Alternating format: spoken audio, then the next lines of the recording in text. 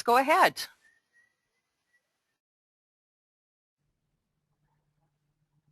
Okay, thanks, Linda. So welcome everyone to the first cattle chat for the 2013-2014 winter. I'm going to start off with just giving kind of a basic overview of feed testing and the basics of beef nutrition. So I'll get started with that. So feed testing. Why should you feed test? Feed testing is important to evaluate the nutritional quality of feeds. Different types of feed sources will have different values, and will vary depending on the year and timing of harvesting and those sorts of things. So there's lots of different factors that can go into the quality of the feed. We also want to know those values so we can meet the nutritional requirements of all classes of livestock during different stages in production. Proper nutrition can mitigate or prevent health issues throughout the winter feeding period if we know where we're at with our feed resource. We can also test for any probable molds or toxins, any problem feeds that you may be suspicious of. We really recommend getting a test done on it so that we have an idea and can manage it accordingly to the level of the problem that you may have. Also on any new or alternative feed sources, something maybe you baled some weeds or something different than you've never really used before, getting a feed test can give you an idea of where to start and how to feed that resource. Now, feed testing does come with a cost, but ultimately it's relatively low considering the benefits that you can get from having those values. You can reduce, if you've got good quality feed, you can reduce overfeeding and reduce wastage, as well as if you've got some lower quality feeds, we can blend them off properly so that we can reduce underfeeding and have cows going backwards throughout the winter. So when you're feed testing in the fall, once you've got your hay put up and home is a good time to start feed testing kind of in that September, October, November time. MAFRD or MAFRD offices all have feed probes that are available for you to use. We really recommend using these feed probes and sampling 8 to 10 or more large bales in each type of feed or each group of bales. This just gives you a more representative sample. It makes the feed test mean a lot more than just going and grabbing a handful out of one specific bale. It gives a representative of the whole lot of bales. So that's kind of a guideline for when you're doing your sampling. And once you send your test in through the office or to wherever and you get your results back from the lab, the main things, these are kind of the main things to look for on your feed test. We always want to look at the dry matter basis. There is 2 columns of numbers on your feed test results. Dry matter basis is the important one that you want to look at. Then there's your crude protein is another one, your fiber, so your ADF and your NDF, your energy values or your total digestible nutrients, relative feed value is another one. Then there's your minerals, your nitrates, molds, toxins, or any specific test that you may get done. So this kind of gives you an idea of what your feed test results look like. I've circled the dry matter column, so those are the numbers that you'll want to look at specifically. So why do we look at what's the difference between the moisture basis and the dry matter basis? So your as fed, or your first column of numbers, is your nutrient content as it's fed. So that's including the moisture value or moisture content as well. And the dry matter is basically your moisture free or 100% dry matter. So they take the moisture content out. There's no nutritional value to the moisture, so it's easier to compare feeds and balance a ration based on the dry matter. Like I said, dry matter is important for comparison, so comparing feeds, calculating rations, those are the numbers that we would use in our Cow Bites program for storage, potential storage and feeding issues, those sorts of things, and estimating feed intake as well. We use the dry matter basis. Relative feed value. A lot of producers like the relative feed value. Now it's an index. It's basically a calculation that compares the value of different forages. Now, a big thing to make point of when it comes to relative feed value is that it only takes into account your ADF, which is like your digestibility, and your NDF, which is your intake. So those are your two fiber values, and that's what relative feed value takes into account. It does not include protein. So if you're using relative feed value, always look at the crude protein content as well. That using those two numbers together is more beneficial than using relative feed value alone. So when you're looking for your relative feed value on your feed test, it's usually right at the bottom, and it just gives the one value there that I've got circled. So just kind of a guideline for what the relative feed values actually mean. So your high relative feed value, so anything over 140, that's your highest quality feeds for your lactating dairy cows and young dairy heifers. So those are your low fiber values. 124 to 140 relative feed value, that's still pretty good quality hay or feed for your backgrounding calves or dry dairy cows, and that's a little more moderate for our fiber values. Now 101 to 123, that's your late gestation and lactating beef cows. A lot of our beef feeds will be kind of in that range, and you're getting a little higher in your fiber.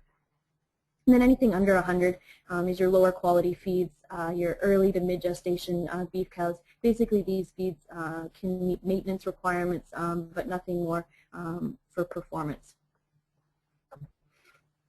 So when you're looking at your feed analysis test, the first two that I've got, the first two values that I've got circled there are your ADF and your NDF, so those are your two fibers. They're usually right in the middle of your feed test there, and then you go down a little ways and that'll give you your total digestible nutrients. That's your energy value there. So when you're getting your feed testing done, there's lots of different tests that can be done. I'm not going to list all of them. That's what the staff in the MAFRD offices can assist you with, picking which test is most suitable for your situation. Generally, wet chemistry test is most accurate and gives you the best, most accurate results, especially for ration balancing. So the most common test that we would get is the 2FF test.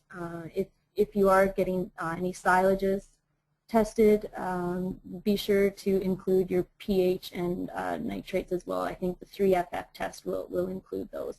So just something to keep in mind when you're testing. Ask your staff and they can help you pick which test is most appropriate. So the basics of animal nutrition or beef cattle nutrition, what do your cows require? What nutrients do we look for when we're balancing rations and feeding cows? So there are 5 main nutrients that we want to think about. Energy and protein are the 2 big ones, and I'll talk about each of these in more detail as we go through. Your minerals can be broken into your macro, which are represented as a % of the diet, and then your micro minerals, which are required in smaller amounts and represented as parts per million. Vitamins are also important, your vitamins A, D, and E, your fat soluble, and they need to be supplied in the diet. Your other vitamins are actually made by the microbes in the rumen, so they do not need to be supplemented in the diet. And water, we can't forget about water. Water is a very important component of a diet for the animals, being sure that we have access to good quality water. Different issues with water quality can lead to intake issues as well. We've dealt with some nitrates and sulfates are two big ones that we want to look for in extreme years such as flooding or extreme drought. It is something to maybe think about is getting some water tests done and just find out where you're at with that, because that can lead to some problems down the road as well. So which nutrients are required? First we'll talk about energy. Energy is required in the largest amount. It's required to maintain bodily functions for growth. Environmental conditions can influence the amount of energy required for maintenance. So in those colder conditions, which I'll talk about here shortly, your maintenance requires go up. So that means there's less energy available for gain, growth, reproduction, and lactation. So just something to keep in mind as we're feeding throughout the winter. So what do your cows actually require? Putting some numbers to these requirements. So early to mid gestation, your ration should be that 48 to 52% TDN. Late gestation, you need to be up around 58% TDN. Lactation, 60 to 65% TDN, depending on production level. And then for your backgrounding calves, this is on an assumption of 600-pound calves. Your energy value is what's going to determine your average daily gain. So if you were looking for gains around 1.5 pounds, 63% TDN on the ration, 2 pounds per day, 68% TDN, and anything over 2.5 pounds per day, you're going to need up over 74% TDN. And once you get up there, that's going to be a grain-based diet as well. So protein requirements are distinguished between your degradable intake protein and your undegradable intake protein. Basically, these two, your DIP is utilized by the microbes in the rumen. So when it comes to protein, our DIP, we're actually feeding the rumen microbes, not the cow itself. The rumen microbes then break that protein down into the amino acids, which the cow actually utilizes. Then your undegradable protein is bypass protein that actually passes through the rumen and then is available for absorption down in the intestine. So what do your cows require for protein requirements? Early to mid gestation, that's 7 to 8% protein. Late gestation, 9%. Lactation, you want to get up 11–12% protein. And then for your backgrounding and finishing calves, your protein requirements actually follow their growth curve. So those younger calves actually have a higher protein requirement because they're still actively growing. So your 550 to 800-pound calves, 14% TDN, 850 to 1,000 or 800 to 1,050, 12% protein, and then 1050 to finish, 10% protein is where the ration should be at.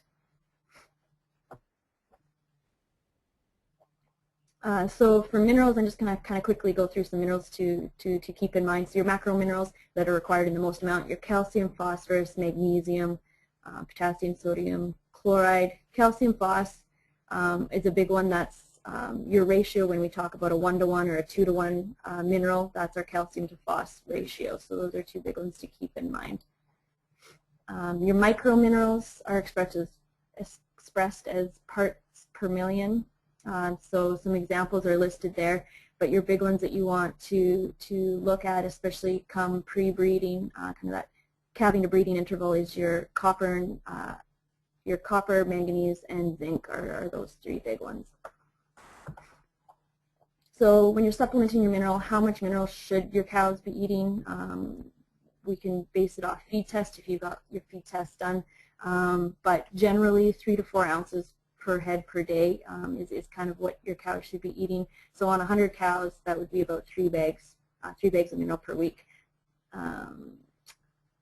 Depending on the type of ration that you're feeding will dictate what type of mineral you're going to need.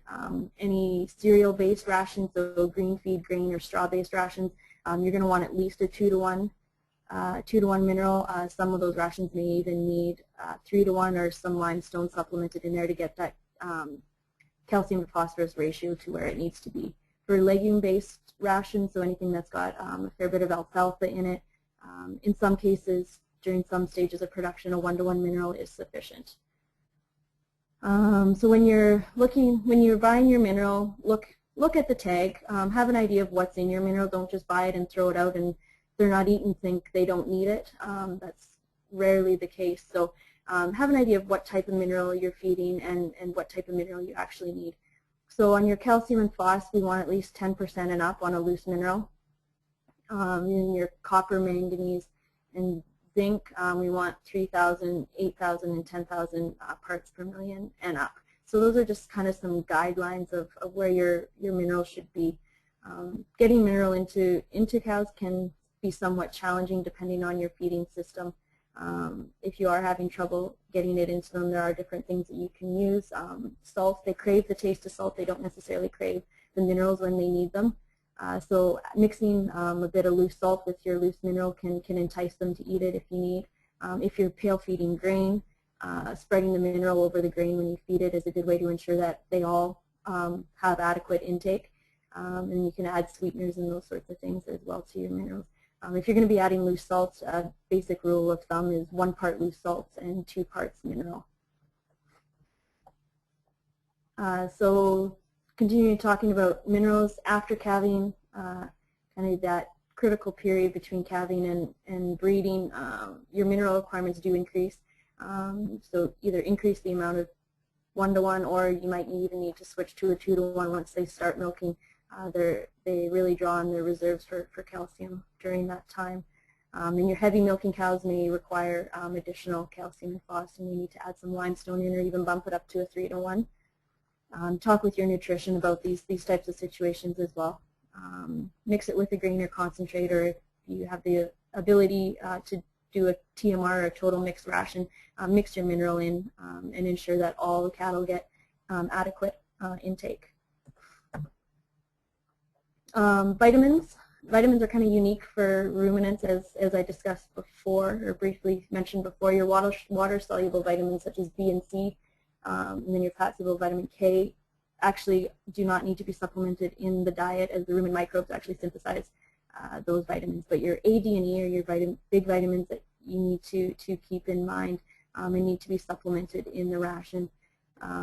And depending on the type of forage and the timing of it being harvested, you know, your vitamin values can vary, especially with year-old carryover hay. We can basically assume that there's no vitamin content in there. Vitamins only last for so long, so something to keep in mind as well. So there's some of the challenges with feeding cattle. We want to determine our supplemental needs. So by feed testing, we can know what quality of feeds we have and determine if we have any shortfalls that we need to be supplementing for, whether it's energy or protein or certain minerals. Anticipate the nutrients that the cattle receive from different sources, so your different types of feed, and what are those cows actually requiring during the different stages of production. So earlier in the winter, what stage of production are they in, and what are their requirements going to be versus later on in the winter, and that sort of thing.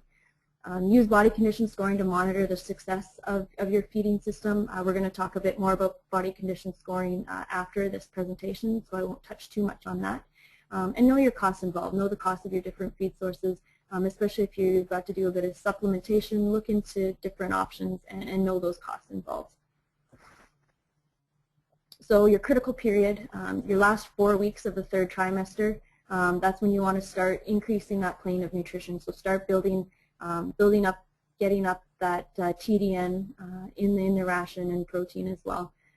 Calving to rebreeding is your critical period. Adequate nutrition during that time is extremely important for many factors. Ensuring that you've got adequate milk production for that calf, the quick return to estrus, so you want that cow to show her first heat as soon as possible. And then it also can play into your conception rates during that breeding season.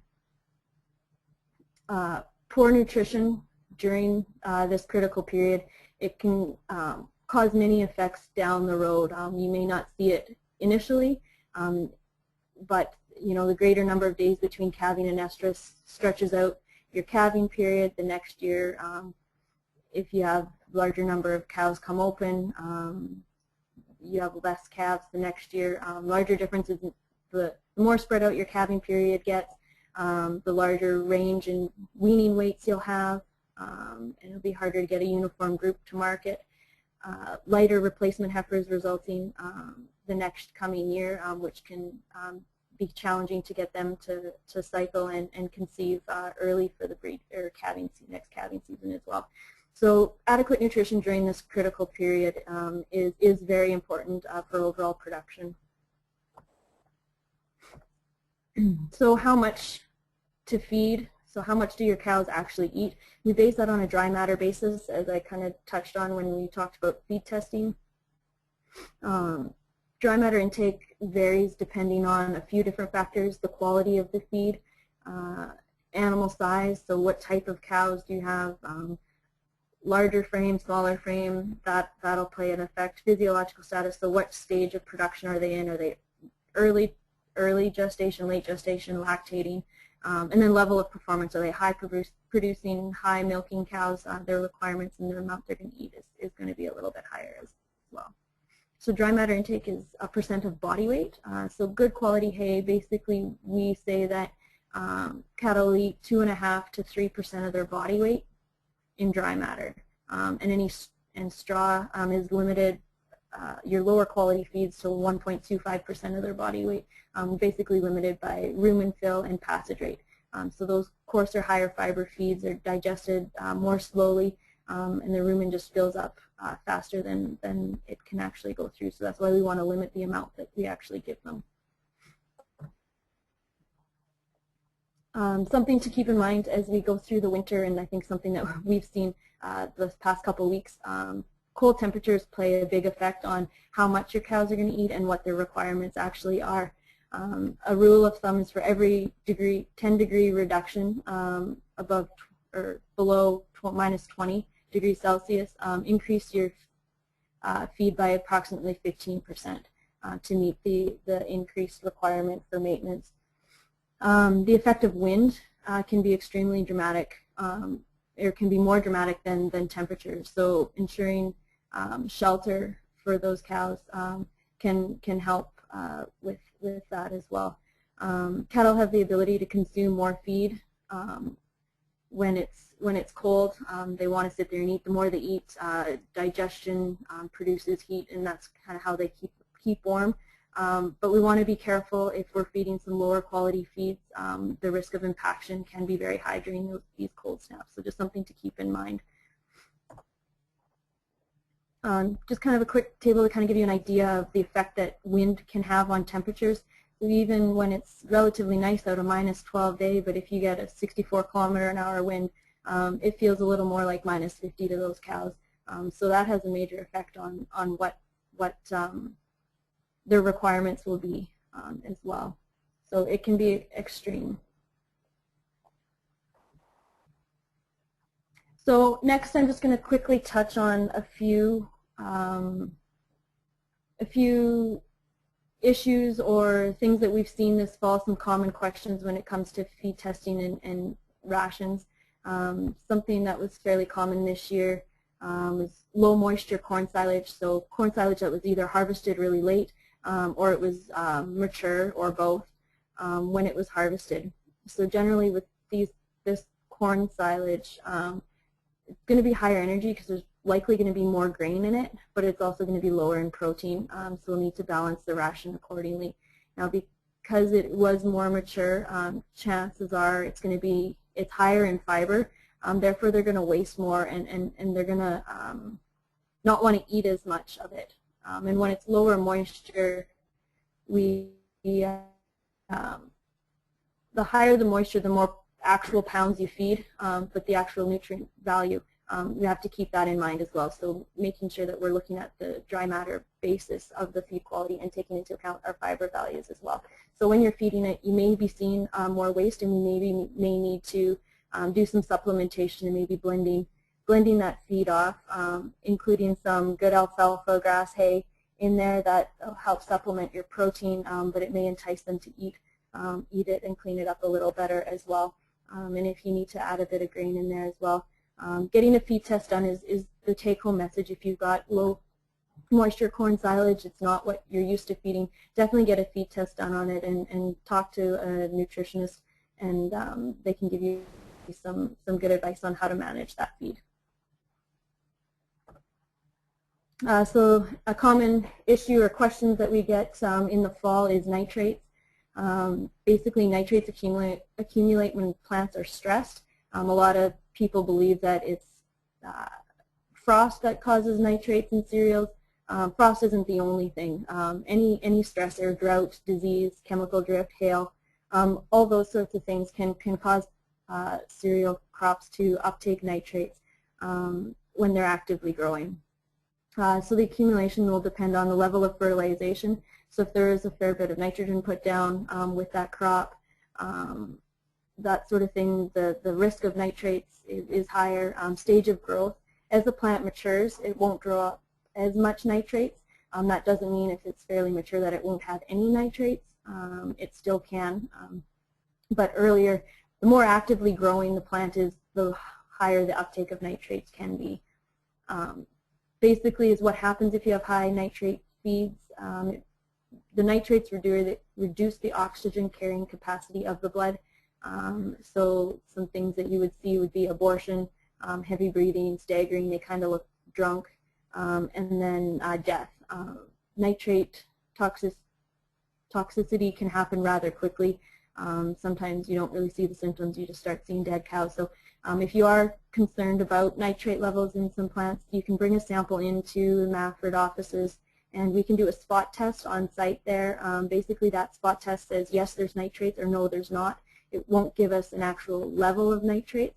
So if it tests positive in the office, then we recommend sending it to the lab for analysis. And from there we can, from that analysis, we can determine how to manage that feed. So when we get our results back, basically anything less than 0.5% is generally considered safe to feed as normal. 0.5 to 1% is kind of that caution area. We'll maybe want to blend it off to a certain extent and just manage how we feed that. And then anything over 1% is your high nitrate and needs to be managed very carefully, and maybe at a low percent in the total ration. So always consult with your farm production advisor in your MAFRD office, and they can discuss some options you may have with those high nitrate feeds. So in general, introduce high nitrate feeds slowly. Don't put a bale out there one day and then take it away for a few days. Basically, the rumen microbes have the ability to adjust to nitrates, but it takes 3 to 5 days. We want to start them off on a small amount of nitrates, and then we can gradually build them up to a certain extent. But we want no more than 15% of the ration to be that high nitrate feed. Is a general rule of thumb. Nitrates can be reduced by ensiling, but not eliminated. So take-home message, get a feed test done on it and know what your values are. Green feed bales at a high moisture can cause issues if those bales start to heat. It can convert that nitrate to nitrite, which is actually a lot more toxic than the nitrate itself. So that's just something to be cautious of. So another thing that was fairly common this fall, with it being a late harvest, some frost damaged grains or grains that were sprouting in the field or in storage. These feeds can be fed to cattle. They may have a slighter, because of the sprouting, they may have slighter lower energy content than undamaged crops. So just something to keep in mind. They also may be higher in moisture levels, so molds may be of concern, so just watch for molds if you are feeding sprouted or down frosted grain. Basically, it should be fed by weight and not necessarily by volume. The kernels will likely be smaller and have lower energy content, so feed by weight. Just a note on canola, if you are going to be feeding any canola grain, it should be processed with another grain, such as barley, and at no more than 50%. So basically, if you are feeding canola, we don't want canola at any higher than 50% of the grain ration. Just a quick table to show kind of the effect of frozen or sprouted grain. It has basically no significant effect on the protein content of the grain, but it's the energy where you will see the reduction. And the level of damage, level of freezing or level of sprouting will affect it accordingly. Another common thing that we've seen this fall is a fair bit of ergot out there. Something to keep in mind if you're buying in some grain, or can get even screenings as well, something to be cautious of.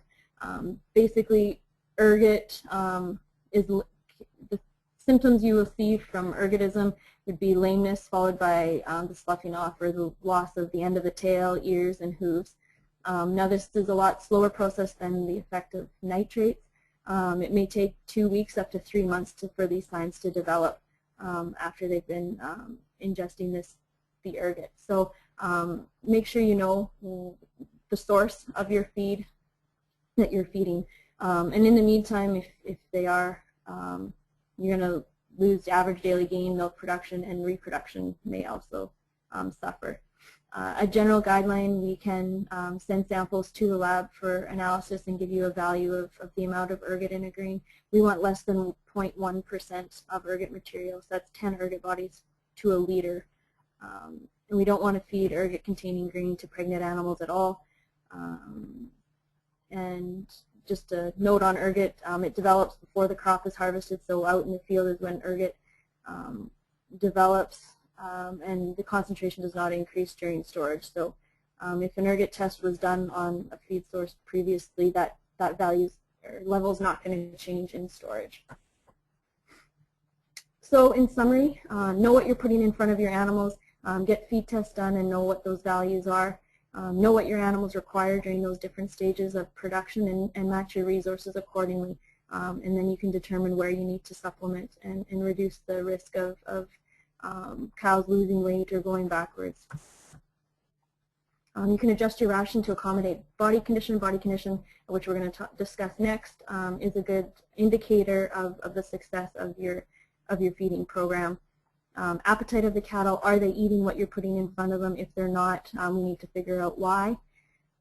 Changes in weather, so during those cold snaps we want to make sure that we're increasing the amount we're feeding and make sure our energy values are sufficient.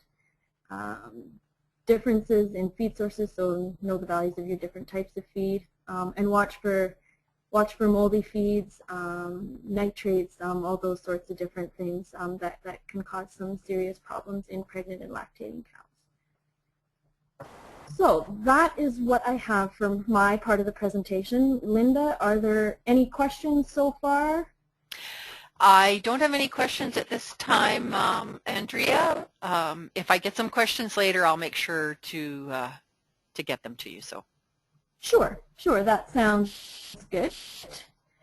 So next I'll just bring up Ray's presentation here and switch seats with him, and he can go through some body condition scoring with you guys.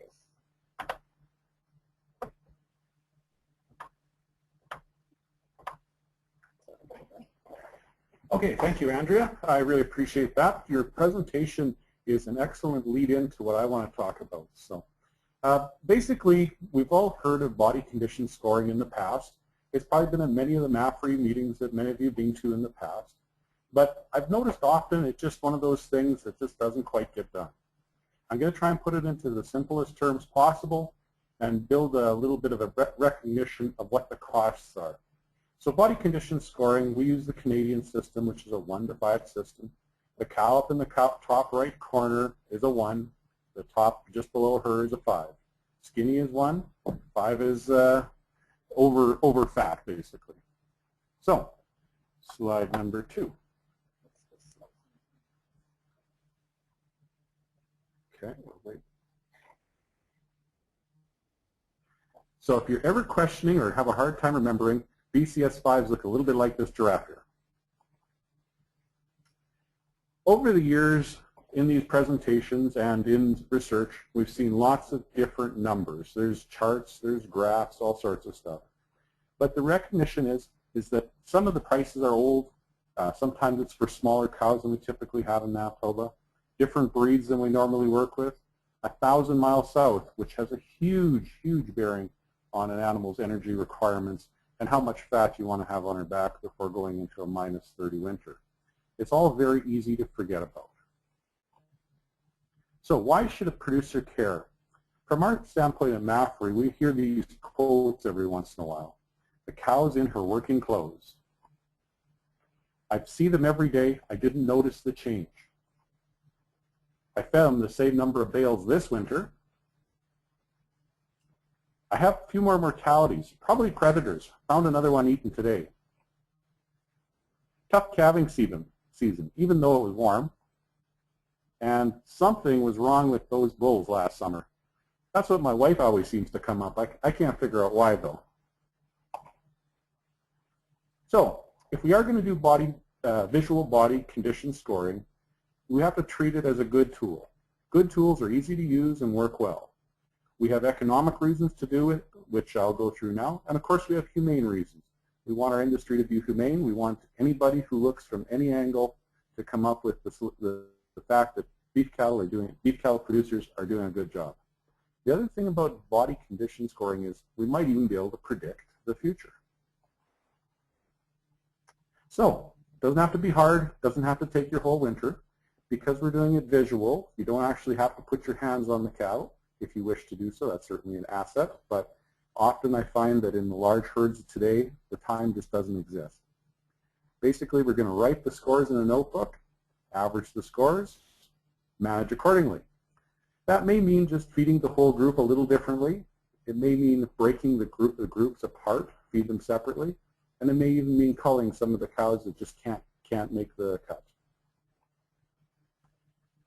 This is the heart of my presentation.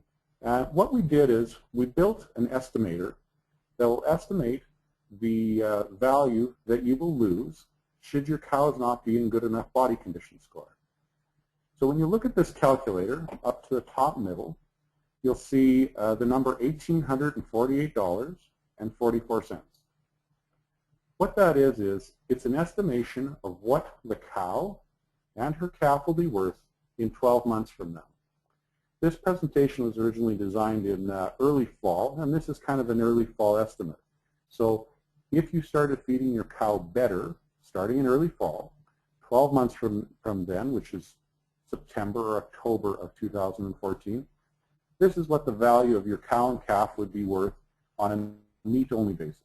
So if you culled your 1,300 pound cow and your calf, you'd have an $1,848 return. This doesn't include the possible values that you may have returned if a bred cow sale or something like that. So what I'm going to do is I'm going to adjust my screen a little bit here, and I hope this works good for you guys. Oops.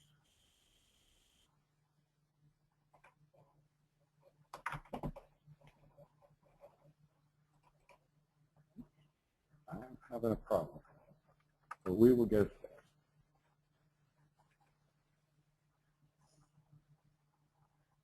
Keep in mind, this is an estimator. This uses some scientific data that we pulled together. It uses some little bit of estimation because all of these things are not that readily available. But the calculator allows us to use different ways of analyzing information. If you can see on the screen here, we have barley at $3.50 a bushel. That can be adjusted up and down based on the will of the market. We have straw at $15. We have alfalfa grass at $45, and we have 600-pound calf at $9.75 right now. Cull cows at 69 cents a pound, and herd size is at 200. So basically, under this scenario, we can adjust. If we have a 3 BCS cow, it costs us nothing to keep her at that rate, or costs us nothing additional to keep it at that rate. And it returns us nothing. If we lower the BCS on... Sorry, all you have to do is when that menu comes up, if you choose the bottom option of keep my settings, it will not come up again. So. Okay, thank you, Linda. And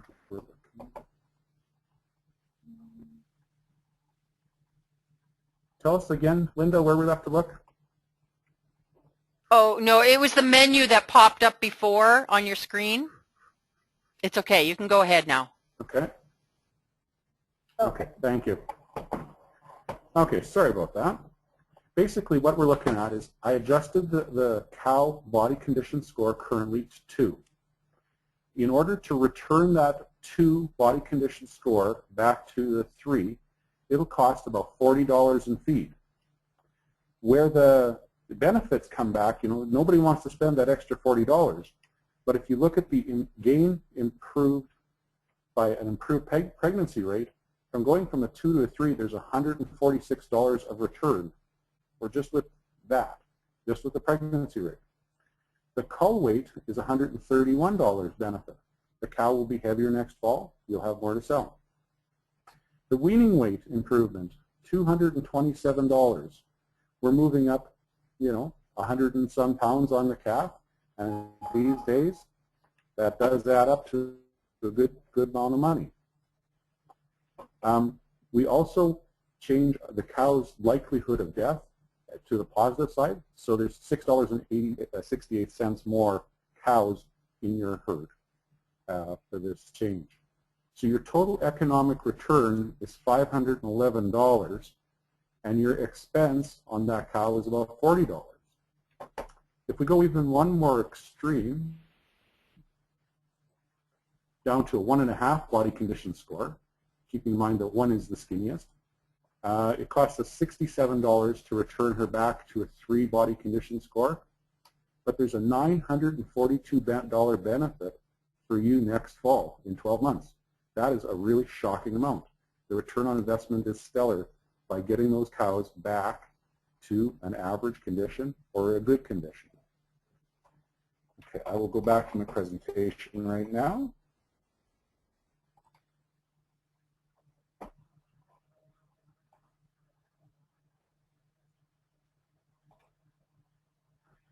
Okay, looking at body condition scoring, most of us have been taught that you should actually put your hands on the animal to go test the side of the animal on the side of the ribs and just see how thick the cover is. But like I said earlier, most herds at the size they are today are having a hard time getting that much time.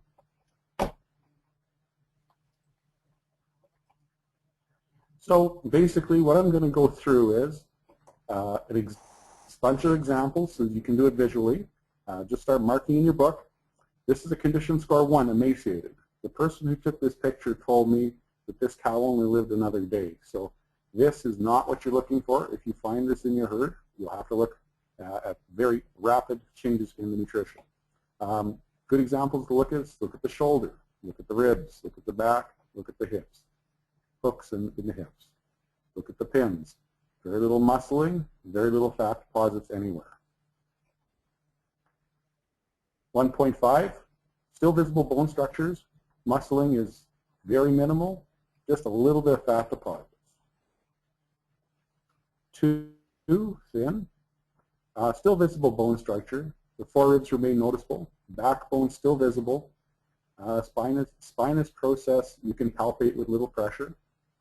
Muscling is starting to become a bit more apparent, and a little bit of fat deposits. 2.5 borderline. This is where you can say that perhaps your herd is close to acceptable range. There's still the visible bone structure. The foreribs are basically not noticeable, and the animal is just a better looking animal. We're getting right into the money here. 3.5.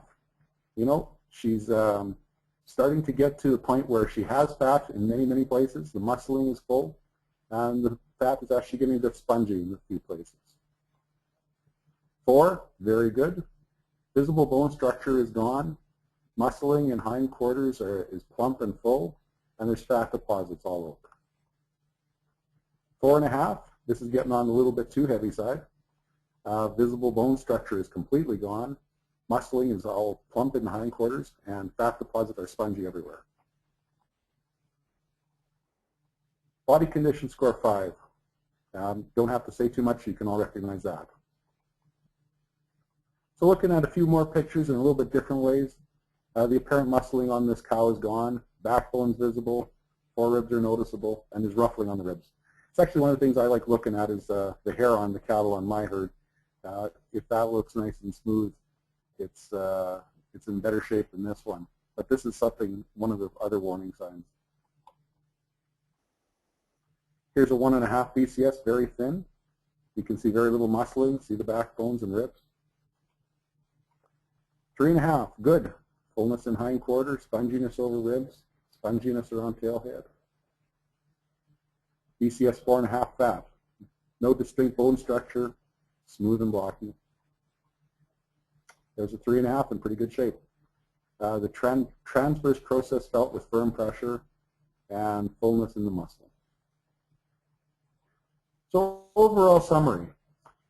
Doing the BCS on your herd, doing the visual method will take you a few hours.